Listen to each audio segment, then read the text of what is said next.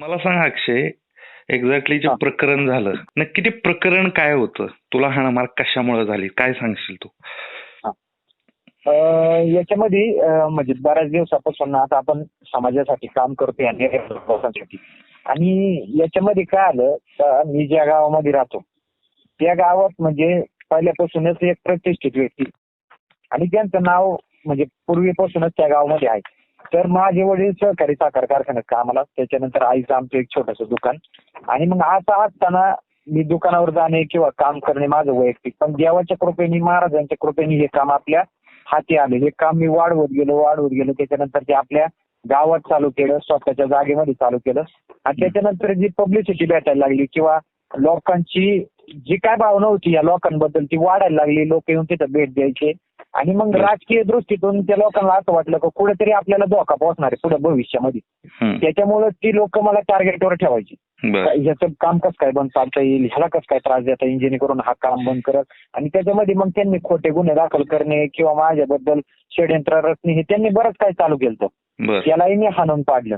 आणि मग त्याच्यानंतर बरेच दिवस गेले, 6-1 महिने झाले. मी परत जे आपलं काम गुन्हा दाखल झाल्यावर बंद झालं होतं ते मी परत त्याच तयारीने त्याच जोमाने चालू केलं आणि या लोकांचं पोट भरायचं काम चालू केलं. आणि मग त्यांनी असा विचार केला का हा पोरगा आपण सगळीकडून अडकवायचा प्रयत्न केला, हा कुठूनच अडकत नाही. तर आता काय करायचं हे त्यांचं कायम चालू असायचं. तर विषय काय झाला, जे माग आपलं प्रकरण झालं भांडणाचं, तर यांनी काय दाखवलेलं तेव्हा आपण याला वाचवले असा त्यांनी सगळ्यांना भाग दाखवलेला त्यावेळेस पण आपण याला बाहेर काढलेले त्या प्रकरणात. बरोबर. आणि गुंतवलं तर त्यांनीच होतं, फक्त लोकांची दिशाभूल झाली पाहिजे आपण याला बाहेर काढलेले. आणि मग मी कशाच प्रकारे त्यांना ऐकत नव्हतो. काम करायला मी त्या तयारीने करायचो, मला जे करायचे तेच मी करायचो. पण हे म्हणले का बाद झाला आता, जे आमचा जो खर्च झाला होता बाहेर काढताना तो खर्च दे. तर म्हणले बघा मी तुम्हाला बोललो होतो का तुम्ही खर्च करा किंवा मला बाहेर काढा. शेवटी बघा अडकवलं पण तुम्ही, षडयंत्र पण तुमचंच होतं. मला सांगा, पोट भरणं एखाद्या गरीबाचं कोणत्या सामान्य व्यक्तीला हे खटकल? कधीच नाही. बरोबर, कधीच नाही खटकणार. हे कोणाला खटकणार? जे राजकीय व्यक्ती ते त्यांच्या दृष्टीने आज समाजात काम करताय का पुढे आपल्याला धोका निर्माण होणार आहे यांनाच ते खटकणार. म्हणलं ते तुम्हीच सगळं षडयंत्र रचलं, माझं काम बंद पडायचं. ग्रामपंचायत आता ही झाली, पूर्ण गाव विरोधात बरं का, पूर्ण गाव विरोधात फक्त एका व्यक्तीमुळे, कारण का त्याची त्या गावात दहशत पहिल्यापासून. आणि हे काय त्यांनी कष्ट करून कमवले असं काहीच नाही. त्यांचे काका, त्याच्यानंतर त्यांचे वडील, त्याच्यानंतर हे आता यांना चेअरमन पद भेटलेले. कुठलेही कष्ट नाही, काय नाही. आणि मग त्यांनी तो विषय लावून धरला आमचा झालेला खर्च द्या. तर मी म्हणलं ठीक आहे, मी तुम्हाला सांगितलं नव्हतं, बरं ठीक आहे, जर का माझ्याकडून झालं तर मी तो तुम्हाला देऊन टाकेन. पण यांनी काय केलं, वडिलांना टार्गेट करायचे. आणि मग वडील घाबरले का, वडील काय करायचे, बाळांनो ते असं म्हणले दादा. मग आम्ही म्हणायचो जाऊ द्या, आम्ही बोलतो त्यांच्यावर. मग आम्ही जायचो त्यांच्या बंगल्यावर, 1-1 तास वेटिंगला बसायचो बाहेर. मग जाऊन म्हणायचो दादा असं तसं. मग बरं वाटायचं त्यांना, पोर आपल्या खाली अजून पण झुकलेली हे त्यांना वाटायचं. आणि मग त्यांनी केलं का कारखान्यातल्या साहेबांना सांगितलं का अक्षयच्या वडिलांना बोलून घ्या आणि त्यांना विचारा पैशाचं काय. तर वडिलांना बोलून घेतलं, वडिलांना बोलले, वडील परत घाबरले. आणि आधीच घराचं कर्ज 6.5 लाख रुपये. आणि मग वडील म्हणले आता कसं काय करायचं. मग वडिलांनी मला सांगितलं, मी म्हणलं मी जाऊन त्यांना एकदम परफेक्ट बोलतो काय बोलायचे ते.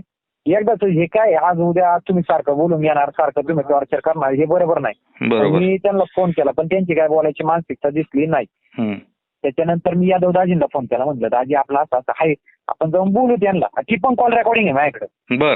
तर दाजी म्हणले मी येतो, आपण जाऊ तिथं. म्हणलं ठीक आहे चालेल. मग मी त्यांना एक मेसेज केला, म्हणलं बघा दादा तुम्हाला जे काय वाटते ते आपल्यामधले जो काय वाद आहे त्यांच्या मनात पण हे मला 101% माहिती, अख्ख्या गावाला जाहीर माहिती. हा वाद फक्त वर्चस्वामुळे. तर म्हणलं दादा याच्यात वडिलांना नका ना घेऊ, कुटुंबाला कशाला घेताय, काय त्रास द्यायचा मला द्या. किंवा त्या साहेबांना पैसे पाहिजे ना, त्यांनी बोलवलं, काय संबंध आहे बरं. तुम्ही म्हणता ना जामिनाला खर्च आम्ही केला, मग तो कारखान्याच्या पैशातून केलता का तुम्ही? बरोबर. मग तुम्ही कारखान्यात बोलून घ्यायचा संबंध काय साहेबांनी? बरोबर. शेवटी मी पण बोलणारच ना दादा, कोणी पण असू दे. तुम्ही सांगा वर्षभर तुम्ही तोच त्रास सहन करताय, तुम्ही ते टॉर्चर सहन करताय, तुम्ही मग काय म्हणणार किती दिवस ते सहन करायचं. मग मी बोललो का त्यांना वडिलांना बोलून घ्यायचा काय संबंध आहे, काय तुमचं आहे ते मला.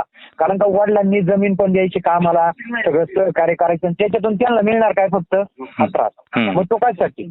म्हणून मी त्यांना मेसेज केला तर त्यांना त्या गोष्टीचा राग आला. हा माझ्या पुढे बोलला, त्याने मला आज असं विचारलं.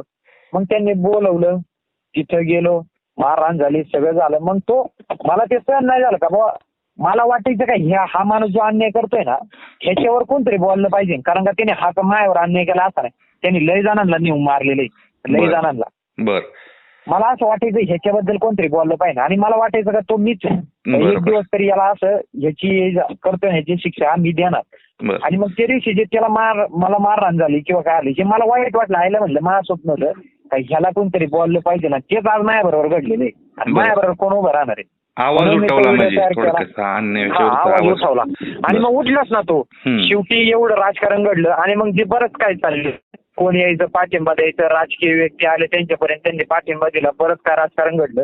आणि मग नंतर 5-6 दिवस उलटल्यानंतर शेवटी तो शरण गेला. त्यांनी गावात मिटिंग बसवायचं त्यांनी नियोजन केलं, अक्षयच्या काय मागण्या त्या आपण पूर्ण करू. मग मला सांगा, हा विजयच आहे ना आपला. जे गाव माझं लेटर घेत नव्हतं ते आज गावात बैठकीला बसले. बरोबर. का फक्त सगळ्यांमुळे बसले. बरोबर. का हा विषय काय पर केंद्रात जाणार होता का, पर पंतप्रधानांपर्यंत मारहाणीचा, का त्याला फार फाशीच भेटणार होती याच्यामधून? असं नाही, पण तो शरण गेला हे महत्वाचं आहे. तो शरण गेला तो म्हणला का अक्षयच्या काय काय मागण्या त्या आपण पूर्ण करू. पण त्याच्यामध्ये शेडच्या ज्या नोंदणी तुम्ही थांबवलेल्या त्या पूर्ण झाल्या पाहिजे. बघा शेवटी हा वाद किती दिवस चालला असता, महिनाभर सोशल मीडियावर. त्याच्यानंतर त्याने पैशाचा वापर करून माझं पूर्ण बाजार उठवला जाता ना. बरोबर. आणि जर तो चुकीचा नसता तर त्यांनी 2च दिवसात माझं सगळं त्याचे पुरावे दाखवून मला निस्तनाबूत करून टाकलं असतं. त्यांनी एवढ्या दिवसाची वाट का पाहिली किंवा गाव काही एकत्र केलं शेवटी. हा आपला विजय. मग त्याच्यातून बऱ्याच लोकांना वाटलं का शिवभक्तांच्या भावना दुखावल्या किंवा आम्हाला विचारलं नाही. आणि याच्यामध्ये संभाजी महाराजांच्या पण कानावर मी एक गोष्ट घातली, तर ते म्हणले तुला त्या गाव लेवलला काम करायचंय. आज मी कोल्हापूरमध्ये, साताऱ्यामध्ये, माझी इकडून काय मदत होणार आहे तुला? पाठिंबा देणं किंवा मावळ्याच्या उभं राहणं हा माझं कर्तव्य आहे. पण जर गाव शरण जाता येते कधी पण चांगलंच आहे ना. शेवटी कोणा दाखवला तो झालेला. कारण अक्षय तुझ्यावर सगळ्या बाजूनं काय आरोप होतोय की आम्हाला विचारलं नाही आणि माघार का घेतली, तर त्याचं उत्तर काय सांगशील? तू माघार का घेतली? आता याच्यामध्ये माघार घ्यायचा विषय काय झाला, माघार कोणत्या गोष्टीत घेतली का जे सोशल मीडियावर चाललं होतं. का सोशल मीडियावर बऱ्याच ठिकाणी काय होत होतं का जो तो राग काढते, आता तो स्वाभाविक आहे, प्रत्येक जण काढणारच आहे, जो तो ज्याच्या त्याच्या परीने आपलं मत मांडणार आहे. तर बाहेरून काय व्हायचं, बरेचसे लोक आपल्या गावात यायचे, शिरवली गावात किंवा जुन्नर तालुक्यात. तर प्रशासनाचं काय म्हणणं आलं का उद्या जर कोरोना जुन्नर तालुक्यात दाखल झाला तर याला अक्षय वर्डे जबाबदार राहणार, कारण का ही सगळी लोक तुझ्याकडे येत आहेत. आणि मग तुम्ही ते काय तुमचा वाद आहे हा तुम्ही गावात बसून मिटवा ना. त्याच्यात बाहेरचे लोक इन्व्हॉल्व होत आहेत, उद्या गावाला जर कोरोनाचा धोका झाला तर याला कोण जबाबदार? बरोबर आहे. हा एक त्याच्यामध्ये विषय होता. मग मला सांगा, सगळीकडून मला जबाबदार धरतायत ना. गावात कोरोना आला तर अक्षय वर्डे जबाबदार, उद्या काही झालं तरी मी जबाबदार.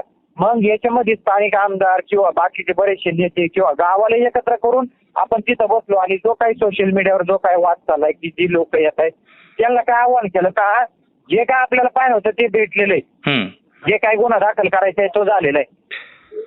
आणि मग बऱ्याचशा लोकांना बरोबर आपल्याला न्याय पुढे भेटणारच आहे, तो कोर्टातून भेटणारच आहे. मारहाण झालेली हे ठीकच आहे. आणि त्याच्यानंतर राहिला विषय सीसीटीव्हीचा कोणी त्यांना विचारला नाही किंवा त्याच्यावर कोणी बोलणं केलं नाही. पण त्याच्यामध्ये मागं बरंच त्यांनी पैशाच्या जोरावर काढलं. याच्या घरात खुर्ची, याच्याकडे एवढ्या जमिनी, हा किडण्या विकतो, हा हे करतो, हा ते करतो, हे का फक्त समाजाची दिशाभूल करायचं काम चाललेलं. बरोबर. आणि त्याच्यातून मग वादाला वाद काय. पण मेन काय माझं काम का लोकांचं पोट आपल्याला भरायचंय. तुम्हाला काय वाटतंय या वादात? बरोबर. ही लोक उपाशी मिली पाहिजे का पोट भरलं पाहिजे? बरोबर.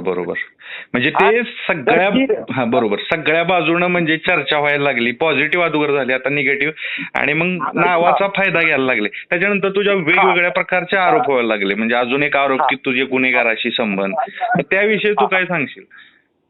आता हे बघा, गुन्हेगार कोणत्या गुन्हेगाराला अधिकार नाही का सामाजिक कार्यात हातभार लावायचा? बरोबर. आता जे काय मला पाठिंबा दिला, काय दिला, राजकीय व्यक्तींनी दिला, पण त्याच्यात काय मी गुन्हेगारांना त्यांचा मला पाठिंबा आला मी काय म्हणायचं? बरोबर. शेवटी ज्यांनी त्याच्या परीने आज या कामाला सपोर्ट करायचा प्रयत्न केला, मग तो गरिबांनी केला, सगळ्यांनी केला, प्रत्येक जाती धर्माने केला. याच्यात विषय असा नाही ना का कोण तुम्हाला सपोर्ट करतंय किंवा काय करतंय. मग एखादा व्यक्ती जर माझ्या बरोबर दिसला तर मी पण गुन्हेगारच झालो का? बरोबर. तर त्याच्यामध्ये एक केस आहे. असं पण नाही ना का मी पार त्यांच्या बरोबर वास्तव्य असतंय किंवा काय असतंय, पण ज्या जनतेला मला माहिती आहे का अक्षय वर्डे आज रोज समाजामध्ये उठतोय बसतोय, त्यांना काम माहितीच आहे ना, त्यांना पटवून द्यायची गरज नाही. आणि हा जो निर्णय झालाय, जे खरे शिवभक्त आहे किंवा जे खरंच माझ्या पाठीशी उभे होते किंवा खरंच न्यायासाठी उभे होते, त्यांना आपण निर्णय मान्य झालेला आहे ना का आपल्याला काम महत्वाचं आहे. बरोबर. आपल्याला हवा किंवा हे पुढचं हे महत्वाचं नाही, आपल्याला जे 2 लोक पोट भरतायत हे महत्वाचं आहे. आणि मग माझ्याकडे पण एक पर्याय होता, कामधंदा सोडून देणे आणि फक्त याच्यावर बोलत राहणे. हे असं झालं, उद्या त्यांनी तसं केलं, परवा त्यांनी असं केलं, ह्याच्यावरच बोलणं, या लोकांची सेवा करणे सोडून देणे, हाच पर्याय. मग त्याच्यातून मी काय विचार केला का आपल्याला ह्या लोकांचं पोट भरायचं, गुन्हा दाखल झालेला आहे, ते आज ना उद्या कोर्टात सिद्ध होणार आहे. हे पुन्हा एकदा सांग, म्हणजे तू गुन्हा माघारी घेतला नाही, गुन्हा दाखल आहे? नाही, गुन्हा दाखलच येतो. तरी तुम्ही FIR मी नंबर द्यायला पण तयार आहे, FIR नंबरवर पण पाहू शकता आपण, किंवा जेव्हा त्यांची कोर्टात पहिली तारीख पडेल आता तेव्हा सुद्धा मी लाईव्ह करेल ना, काय बघा कोर्टात हजर आहे, मग तर ठीक ना. बरोबर. पण काय होतं, प्रत्येक गोष्ट समाजाला दाखवायची मेन काम राहते ना बाजूला. अक्षय वर्डेची ओळख काय आज मारामारी पाडणं, त्याच्यामुळे नाही काय आहे तर निराधार लोकांच्या सेवेमुळे, तीच आपल्याला चालू ठेवायची. मग तू अक्षय आता पुढं काय ठरवले, पुढं काय करणार आहेस तू? माझं एकच आहे का आपलं काम सुरळीतपणे चालू राहिलं पाहिजे आणि त्याच्यामध्ये सगळी लोक बरोबर घेऊन आपल्याला हे काम चालू ठेवायचे. आणि एकच आहे का जो माणूस आज कामाच्या विरोधात होता तो सुद्धा काय बोलला का माझा शब्द मी कधी कामाला त्रास होऊन देणार नाही. सगळ्या समाज किंवा सगळे विरोधक सगळे एकत्र करून आपल्याला हे काम करायचं ना. आणि मी सांगतोच ना, हे काम माझं एकट्याचं नाहीच आहे ना, तसं पाहायला गेलं तर याच्यात प्रत्येक व्यक्तीचा हातभार असणं गरजेचंच आहे. आज माझं एक स्वप्न आहे, मी प्रत्येक लाईव्ह करताना बोलतो, आपण जी जेवणाची पंगत चालू केली प्रत्येक धर्मामध्ये. आज आपण पाहतोय कोण कोणत्या परीने काम करते. आज आपण पाहतो पंजाबी लोक त्यांच्या गुरुद्वाऱ्यामध्ये एक कमीत कमी हजारो लाखो लोक आज ते त्यांचं जेवण देण्याचं काम करतात. का आपण महाराजांच्या नावाने ते करू शकत नाही?